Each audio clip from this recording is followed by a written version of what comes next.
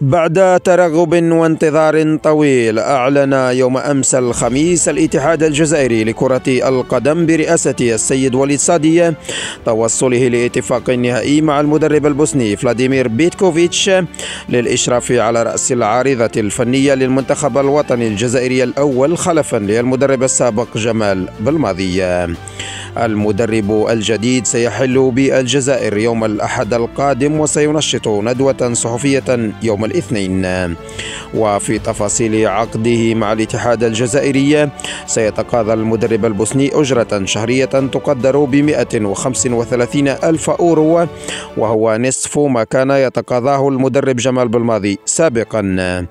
وبخصوص الأهداف في عقد المدرب، اشترط الاتحاد الجزائري لكرة القدم أهدافا أولية تتمثل في التأهل لكأس العالم 2026 والوصول لربع نهائي كأس أفريقيا 2025.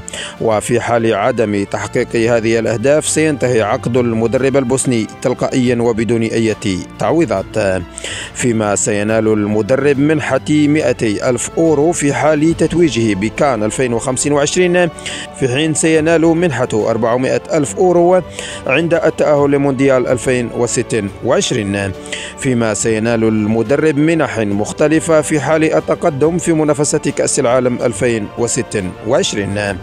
كما اشترط السيد وليد صادي على المدرب البوسني التعامل بشكل احترافي مع الصحافة وبدون توتر في اللقاءات الإعلامية. كما اشترط مدربا مساعدا محليا وهو بنسبة كبيرة السيد نبيل نغيز، كما قد يكون المدرب مروان مسعي مدربا لحراس المرمى. كما سيجلب المدرب معه مدربا مساعدا ومحضرا بدنيا. وفي الأخير نذكر مجددا أن المدرب الجديد للمنتخب الوطني الجزائري هو بوسني الأصل، ولكن يشاع أن أجداده من أصول كرواتية ويحمل الجنسية السويسرية والكرواتية. وأبرز إنجازاته في المستوى العالي كمدرب التتويج بكأس إيطاليا سنة 2013 مع نادي لازيو الإيطالي، الوصول لثمن نهائي كأس العالم 2018 مع سويسرا، كما وصل مع المنتخب ذاته لثمن نهائي يورو 2026 وربع نهائي يورو 2020.